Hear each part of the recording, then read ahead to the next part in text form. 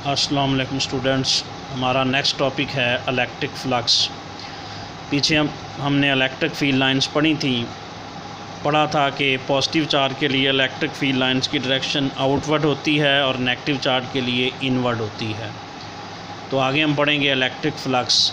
एक सरफेस से जितनी इलेक्ट्रिक फील्ड लाइन गुज़र रही होती हैं उनकी तादाद को इलेक्ट्रिक फ्लक्स कहते हैं। अगर एक सरफेस से 5 इलेक्ट्रिक फील्ड लाइन गुज़र रही हों तो उसका फ्लक्स 5 होगा। एक सरफेस से 6 इलेक्ट्रिक फील्ड लाइन गुज़र रही हों तो उसका फ्लक्स 6 होगा। डेफिनेशन आपके सामने लिखी हुई है कि number of electric field lines passing through a surface is called electric flux. एक सरफेस से गुज़रती हुई इलेक्ट्रिक फील्ड लाइंस की तादाद इलेक्ट्रिक फ्लक्स कहलाती है। जैसे इस फिगर में शो हो रहा है कि ये एक रेक्टेंगुलर सरफेस है, इसमें से 1, 2, 3 और 4 इलेक्ट्रिक फील्ड लाइन गुज़र रही हैं तो इसका फ्लक्स 4 होगा। ये लाइनें फ़र्ज़ करें किसी पॉजिटिव चार्ज से आ रही हैं, वो हम बाद में डिस्कस करेंगे। यानी इधर से लाइनें आ रही हैं, यूँ सरफेस रखी हुई है और इस सरफेस से, इस रेक्टेंगुलर मुस्ततीली सरफेस से 1, 2, 3 और 4 लाइन गुज़र रही हैं तो इसका फ्लक्स 4 होगा। तो जितनी भी इलेक्ट्रिक फील्ड लाइन एक सरफेस से गुज़र रही हों उनकी तादाद को ही फ्लक्स कहते हैं। फ्लक्स की दूसरी डेफिनेशन ये नीचे लिखी हुई है, यहाँ से हम फ्लक्स का फार्मूला बना सकते हैं। Scalar product of the electric field intensity E and vector area A is called electric flux. Electric field intensity E और वेक्टर एरिया A का स्केलर प्रोडक्ट इलेक्ट्रिक फ्लक्स कहलाता है। इसे हम इस सिंबल से फाई E से शो करते हैं। मैथमेटिकली इसी बात को यूँ लिख सकते हैं कि फाई E और A का स्केलर प्रोडक्ट है, जिसे हम डॉट प्रोडक्ट भी कहते हैं और दो वेक्टरों के दरमियान डॉट से शो करते हैं। ये फ़र्स्ट ईयर के दूसरे चैप्टर में बताया हुआ था। तो इसे अगर हम एक्सपेंड करें तो E vector dot A vector ये होगा E की मैग्नीट्यूड A की मैग्नीट्यूड कॉस थीटा। ये वही स्केलर प्रोडक्ट वाला फ़र्स्ट ईयर वाला फार्मूला है जो आपने पढ़ा था कि A dot B is equal to होता है A की मैग्नीट्यूड B की मैग्नीट्यूड कॉस थीटा। इसी से हमने इसको भी एक्सपेंड किया है। तो E electric field intensity E और वेक्टर एरिया A का स्केलर या डॉट प्रोडक्ट इलेक्ट्रिक फ्लक्स कहलाता है। ये एक स्केलर क्वांटिटी है और इसे हम फाई E से शो करते हैं। तो स्टूडेंट्स, ये E तो हमने पीछे पढ़ा हुआ था, इलेक्ट्रिक फील्ड इंटेंसिटी। ये वेक्टर एरिया क्या होता है ये देखें। वेक्टर एरिया एक ऐसा वेक्टर होता है जिसकी मैग्नीट्यूड तो एरिया के बराबर ही होती है जितना उस सरफेस का एरिया है, लेकिन डायरेक्शन दी गई सरफेस पर परपेंडिकुलर होती है और बाहर की जानब होती है।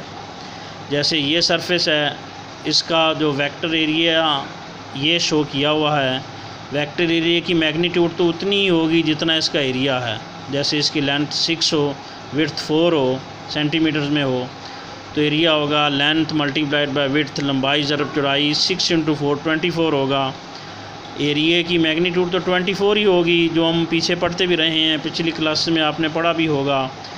लेकिन एरिया की डायरेक्शन जो है वो हमेशा दी गई सरफेस पर परपेंडिकुलर होती है, 90 के एंगल पर होती है, आउटवर्ड यानी बाहर की जानब होती है। तो एरिया की डायरेक्शन इधर होगी। ये फ़र्ज़ करें एक सरफेस है तो इसके एरिया की डायरेक्शन इस तरह सरफेस पर परपेंडिकुलर होगी, इधर होगी जिधर ये मार्कर है। तो इस तरह वेक्टर एरिया की डायरेक्शन हमेशा दी गई सरफेस पर परपेंडिकुलर होती है, ये याद रखिएगा। आगे हम देखेंगे कि फ़्लक्स का यूनिट क्या होता है। तो फ्लक्स का फार्मूला था E डॉट A। अभी हमने पढ़ा था फ्लक्स का फाई E का फार्मूला है E डॉट A। E का यूनिट पीछे हमने पढ़ा था न्यूटन पर कूलम। एरिया होता है लंबाई ज़रब चौड़ाई, लंबाई का यूनिट भी मीटर, चौड़ाई का भी metre, metre into metre metre square. तो E का unit newton per coulomb, area का मीटर स्क्वायर, इसका यूनिट बनेगा newton metre square per coulomb. आगे हम देखेंगे कि मैक्सिमम फ्लक्स कब होगा और फ्लक्स मिनिमम कब होगा। इसे समझने के लिए इन लाइंस को देखें। ये इलेक्ट्रिक फील्ड लाइन फ़र्ज़ करें एक पॉजिटिव चार्ज से आ रही हैं। ये फ़र्ज़ करें एक सरफेस है, तो स्टूडेंट्स अगर सरफेस इस तरह रखी हुई हो तो उसमें से सारी लाइनें गुजर जाएंगी, यानी इस डायरेक्शन में इस सरफेस का फ्लक्स मैक्सिमम होगा। और अगर हम इसको यूं करके टर्न कर दें तो इस डायरेक्शन में कुछ लाइनें ऊपर से गुज़र गई, कुछ नीचे से गुज़र गई, फ्लक्स कम, इससे गुज़रती हुई लाइन ऑफ फोर्स की तादाद कम होगी, वही फ्लक्स होता है तो फ्लक्स कम हो गया। और टर्न करेंगे तो लाइनों की तादाद और कम होगी, फ्लक्स और कम हो गया। सरफेस को जब हम यूँ करेंगे तो कुछ लाइनें ऊपर से गुज़र जाएंगी, कुछ नीचे से गुज़र जाएंगी, इस सरफेस के अंदर से कोई लाइन नहीं गुज़रेगी। तो इस कंडीशन में इसका फ्लक्स ज़ीरो होगा। तो ये याद रखें, ये देख रहे हैं आप कि ये सरफेस इन लाइन्स के पैरेलल रखी हुई है। तो जब सरफेस इस तरह इलेक्ट्रिक लाइन के पैरेलल हो तो फ्लक्स ज़ीरो होगा। जब लाइन के ये सरफेस इस तरह परपेंडिकुलर हो, 90 के एंगल पर ये देखे हो, तो उस सूरत में फ़्लक्स मैक्सिमम होगा। मैक्सिमम फ़्लक्स, इस कंडीशन में फ़्लक्स मैक्सिमम और इस कंडीशन में फ़्लक्स ज़ीरो। इसी को मैथमेटिकली हम यहाँ देखेंगे कि मैक्सिमम और मिनिमम फ़्लक्स कब होता है। ये देखें, फ़्लक्स मैक्सिमम एक्सप्लेन किया हुआ, यही सरफेस इस तरह रखी हुई, हमने अभी देखा कि इस कंडीशन में फ़्लक्स मैक्सिमम होता है।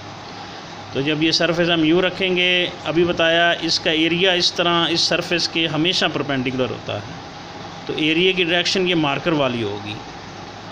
सरफेस यूँ रखी हुई है, एरिया की डायरेक्शन सरफेस पर परपेंडिकुलर है, तो एरिया की डायरेक्शन इधर होगी, ई की डायरेक्शन इधर है। इस कंडीशन में ई और ए के दरमियान एंगल ज़ीरो का है। तो याद रखें कि जब सरफेस इस तरह इन लाइंस के परपेंडिकुलर रखी जाएगी, when surface is held perpendicular to electric field lines then angle between E vector and A vector is 0 degree. तो ई और ए का एंगल ज़ीरो का होगा। तो परपेंडिकुलर का सुन के अक्सर स्टूडेंट डायरेक्ट एंगल 90 का लिख देते हैं। तो ये याद रखें कि ई डॉट ए होता है ई ए कॉस थीटा। यहाँ जो हमने थीटा लिखना है, ये वो वाला एंगल है जो ई और ए के दरमियान में है, और वो हमें देखना पड़ेगा क्योंकि एरिया हमें ड्रा करना पड़ेगा, फिर देखना पड़ेगा कि ई और ए के दरमियान कितना एंगल है। जैसे यहाँ सरफेस तो ये देखें 90 के एंगल पे है, परपेंडिकुलर है फील्ड लाइंस के, लेकिन सरफेस का एरिया इधर है मार्कर की डायरेक्शन में, ये वाला, और ई की डायरेक्शन भी इधर है। इनके दरमियान एंगल कितना है? ज़ीरो का। तो जब सरफेस, ये लिखा बस, जब सरफेस इलेक्ट्रिक फील्ड लाइन के परपेंडिकुलर होती है तो ई और ए के दरमियान एंगल ज़ीरो का होता है, और इस सूरत में मैक्सिमम लाइनें इससे गुजरती हैं तो फ्लक्स मैक्सिमम होता है। ये हमें नज़र भी आ रहा है कि यहाँ मैक्सिमम लाइनें गुजर रही हैं, फ्लक्स मैक्सिमम है, और इस फार्मूले से भी शो होगा कि इस कंडीशन में फ़्लक्स मैक्सिमम है।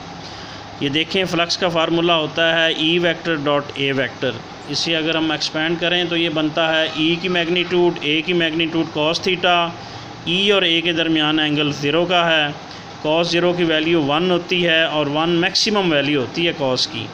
तो इस तरह ई ए इंटू 1 ई ए बना, और ये फ़्लक्स जो है वो क्या होगा? मैक्सिमम होगा। तो जब सरफेस यूँ करके इलेक्ट्रिक फील्ड लाइन के परपेंडिकुलर होगी, इसमें मैक्सिमम लाइनें गुजरेंगी, फ़्लक्स मैक्सिमम होगा।